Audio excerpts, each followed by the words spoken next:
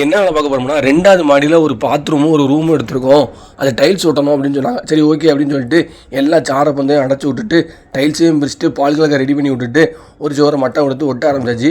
ஒட்டி இடிச்சுக்கிட்டு இருக்கும்போது இது வந்து 10 அடி நீள சோறு பார்க்கறதுக்கு நல்லா அழகாக இருந்துச்சு. சரி இதையும் ஒட்டும் ஓடின்ட்டு அதையும் விறுவிறுன்னு பிறக்கி அடிக்கி ஒட்டியாச்சு. ஒட்டி முடிச்சு 3 சோறையும் ஒட்டி முடிச்சாச்சு. 4வது ஒரு சோறை ஒட்டன்னு போய் பார்த்தா அங்கே ஒரு பெரிய சாரை பந்து இருந்துச்சு. என்னடா பந்து அப்படின்னு பார்த்தா அந்த பக்கம் பூசாமல் இருக்குது, சாரை பந்து வைக்கக்காண்டி ஒரு கம்பு விடுவதுக்காண்டி இருக்கட்டும் மாட்டோம் அப்படின்னாங்க.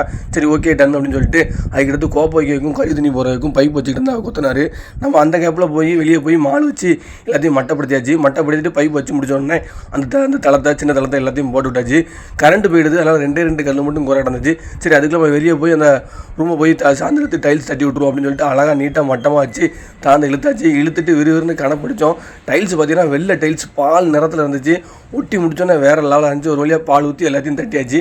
தட்டி முடிச்சுட்டு லாஸ்ட்டு அந்த குறை பாத்ரூம் கலையும் போட்டு விட்டு பாத்ரூம் பார்த்தீங்கன்னா வேறு லெவல் சூப்பராக இருந்துச்சு. 2 ரூமையும் கட்டிங் விட்டு பார்த்தோம்னா அதுவும் சூப்பராக இருந்துச்சு.